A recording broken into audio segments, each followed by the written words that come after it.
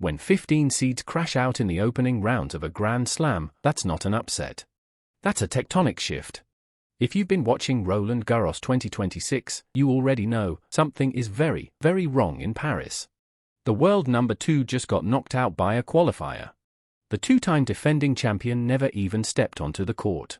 And 15 seeded players were sent packing before the second week even began.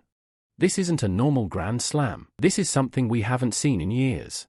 Today we're breaking down exactly what's happening at Roland Garros, why it's happening, and who walks away with the trophy. Let's start with the biggest shock of the tournament so far. It happened yesterday. Elena Rybakina, the number 2 seed, the 2022 Wimbledon champion, one of the most feared power hitters on the women's tour, gone. Knocked out in the second round by Ukrainian qualifier Yuliia Starodubtseva. Final score 3-6, 6-1, 7-6 in the third set tiebreak, 10-4. And here's the thing, Rybakina actually looked fine in the first set. She took it 6-3 and looked like she was just warming up. But from the second set onwards, Starodubtseva flipped the entire match on its head. By the time they got to the third set super tiebreak, the Ukrainian was the one playing free, and Rybakina was the one cracking under pressure. A world number 2 losing to a qualifier in the second round of a Grand Slam. You don't need to be a tennis expert to understand what that means. But here's the part that really tells the story. The chaos started from day one. On the men's side, the number 6 seed Daniil Medvedev lost in 5 sets to Australia's Adam Walton. His second straight first-round exit at Roland Garros. The 2021 US Open champion couldn't survive the opening match. The number 7 seed Taylor Fritz lost in 4 sets to fellow American wildcard Basavareddy. Fritz himself admitted in the press conference, "He killed me with insane drop shots." The number 9 seed Alexander Bublik out in 4 sets to Germany's Jan-Lennard Struff. On the women's side, the number 5 seed Jessica Pegula was beaten by Australia's Kimberly Birrell 1-6, 6-3, 6-3. A top 10 seed losing to the world number 83 in the first round. That's for top 10 seeds gone before the second round even started. And when you count every seed that lost in week 1, the total is staggering, 15 seeded players eliminated in the opening rounds. That's not a tournament, that's a demolition. So why is Roland Garros 2026 going off the rails? There are 3 reasons, and once you understand them, the whole picture clicks into place. Reason 1, the clay season never really happened for most of the top seeds. Take Taylor Fritz. He missed Monte Carlo, Madrid, and Rome, the 3 biggest clay Masters 1000 events, with injury. He came into Roland Garros with almost 0 match practice on the surface. He admitted it himself, he was undercooked. Medvedev? He's never been a clay court player to begin with. He's a fast court specialist from Russia. His game just doesn't translate to the slow, high-bouncing red dirt of Paris. Add in some shaky form, and the upset becomes almost predictable in hindsight. You can't show up to a clay court major without playing clay all spring and expect to survive. The dirt doesn't lie. Reason 2, the Alcaraz-sized hole in the draw. Here's the elephant in the room, Carlos Alcaraz is not in the draw. Alcaraz won Roland Garros in 2024 and 2025, back-to-back titles. Last year's final against Sinner went 5 hours and 29 minutes, the longest final in Roland Garros history. Alcaraz came back from 2 sets down and saved 3 championship points to win it. If he'd played and won this year, it would have been a three-peat. Instead, he's at home with a wrist injury. It started on April 14th at the Barcelona Open. He felt pain in his right wrist during his opening match. He pulled out of Madrid, then Rome. And on April 24th, his team officially announced he wouldn't be defending his title in Paris. It gets worse. A few days ago, Alcaraz also confirmed his skipping Wimbledon. His statement was simple: "I'm not ready to compete yet." The wrist is the most fragile joint for a tennis player. Rafael Nadal's career was shortened by wrist problems. Alcaraz's team is clearly taking no chances. So the defending champion isn't just losing, he's not even on the court. Reason 3, a generational shift is happening right now. Look at the names doing the upsetting: Starodubtseva, a qualifier; Basavareddy, a wildcard; Birrell, ranked number 83 in the world. These aren't established veterans pulling off shocks. These are first- and second-year tour players taking down top seeds. That's not random. Clay is the most unpredictable surface in tennis. Long rallies, high bounces, defensive play. It rewards patience and punishes shotmakers who can't adjust. And right now, a whole generation of hungry younger players is catching the old guard off balance. This isn't just a chaotic week, it might be the beginning of a real changing of the guard. Alright, let's get to the prediction. Who actually wins this thing? On the men's side, with Alcaraz out, Jannik Sinner is the overwhelming favourite, and honestly, favourite might be underselling it. 30 consecutive wins. The longest winning streak in men's tennis since Novak Djokovic's 43-match run back in 2011. He hasn't lost a match since February, that was Doha. He cruised through his opener against French wildcard Clement Taber, 6-1, 6-3, 6-4.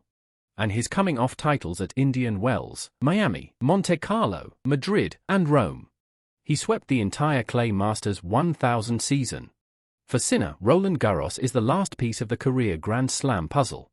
It's the only major he hasn't won. And remember, last year, he held 3 championship points against Alcaraz in the final before losing in 5. The hunger is real. If anyone is going to stop him, it'll be one of these two. Alexander Zverev, the number 2 seed, destroyed Thomas Maček yesterday, 6-4, 6-2, 6-2. Looks razor sharp, a genuine clay specialist who's reached this final before. Novak Djokovic, the number 3 seed, squeaked past Valentin Roy yesterday in 4 sets, dropping a tiebreak along the way. He's 39 years old, but he's still hunting that 25th Grand Slam. And don't forget, Djokovic beat Sinner in the Australian Open semi-final this year, before pushing Alcaraz to 4 sets in the final. But Djokovic looked vulnerable yesterday. 3+ hours against a Frenchman ranked outside the top 100 isn't ideal. The longer this tournament goes, the more his body becomes a question mark. My pick, Sinner in straight sets in the final. I don't see how anyone stops him at this point. The women's side is so much more interesting. With Rybakina gone, the entire bottom half of the draw is essentially a free-for-all. And the biggest beneficiary is Iga Swiatek. 4-time Roland Garros champion, arguably the greatest clay court player of her generation. She beat Sara Bejlek 6-2, 6-3 in the second round. Yes, she's been in a slump for most of 2026, but Paris is where she always comes alive. The top half is loaded. Aryna Sabalenka, the number 1 seed, the world number 1, the most consistent player on tour. Coco Gauff, the defending champion, looking to go back-to-back. These two could meet as early as the semifinals, which would be a rematch of last year's final. Dark horses to watch, Mira Andreeva, the number 8 seed, 18 years old, ridiculous talent. Came back from a set down yesterday. Alina Svitolina, the number 7 seed, Ukrainian veteran, quiet but dangerous. My pick on the women's side? Swiatek lifting the trophy again. When the road opens up like this, you trust the 4-time champion. Here's why Roland Garros 2026 is more than just a chaotic 2 weeks. This might be a genuine turning point for men's tennis. 3 reasons.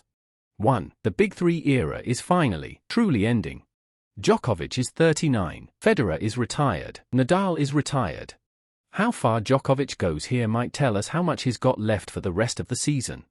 Every Grand Slam from here on out feels like it could be his last serious shot.